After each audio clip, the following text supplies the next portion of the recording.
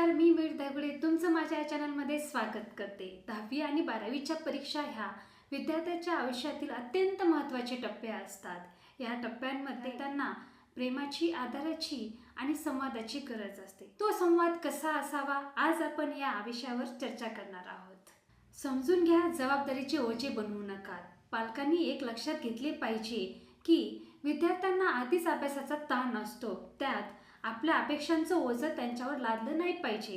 तुला 90%च मिळायला हवे, तुझा वर्गात पहिलाच यायला हवा, मला एवढ्या मार्कांची अपेक्षा आहे, अशा अपेक्षा न लादता त्यांना असं विचारा की तुझा अभ्यासाचा काय प्लॅन आहे,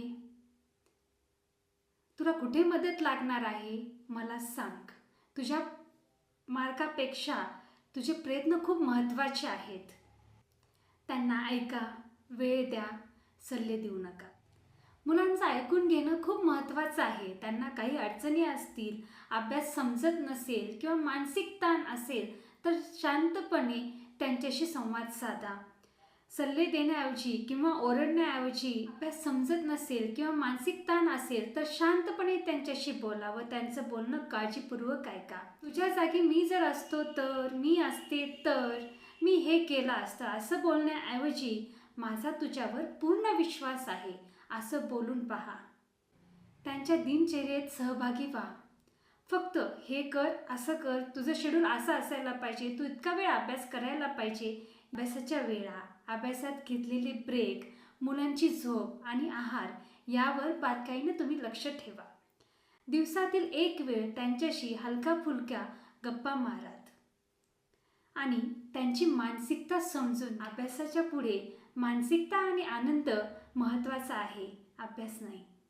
अपेक्षांपेक्षा पाठिंबा द्या। आपल्याला खूप अपेक्षा असतात की मुलांनी एवढं यश आणलं पाहिजे, एवढा अभ्यास केला पाहिजे, त्याचा वर्गात पहिला आला पाहिजे, आपलं नाव झालं पाहिजे, माझी मान वरी झाली पाहिजे। पण लक्षात असू द्या, परीक्षा आयुष्याचं एक छोटंसं पान आहे, अख्खं पुस्तक नाही। तुमच्या यशाला तुमच्या प्रेमाची आणि पाठिंब्याची गरज आहे, ते त्यांच्या गुणांवर अवलंबून नाहीये। त्यांना सतत प्रोत्साहन द्या। अपयश आलं तरी तुमचा विश्वास व्यक्त करा। तर संवाद हेच यशाचं खरं साधन आहे। 10वी-12वीच्या या महत्त्वाच्या टप्प्यावर विद्यार्थ्यांना विश्वास, आधार आणि प्रेम याची गरज आहे, हे पालकांनी विसरलं नाही पाहिजे आणि हे घेऊन तुम्ही विद्यार्थ्यांसोबत असला पाहिजेत। जर ही माहिती तुम्हाला उपयुक्त वाटली असेल तर नक्की शेअर करा आणि तुमचे अनुभव कमेंटमध्ये मला सांगा। पुढच्या व्हिडिओमध्ये भेटू।